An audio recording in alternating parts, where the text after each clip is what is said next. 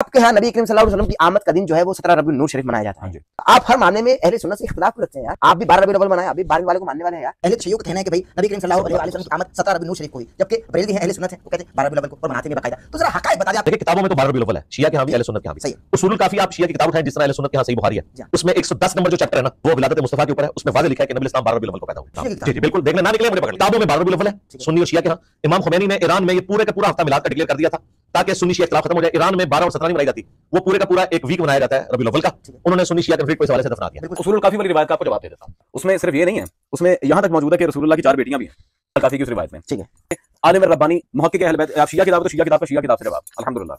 ये नहीं मेरे भाई अल्लामा सैयद सारबाज नकवी चेयरमैन इमाम काउंसिल पाकिस्तान की किताब नहजुस सादात फी फ़वाइद बिनात अल्हम्दुलिल्लाह मेरे पास मौजूद है।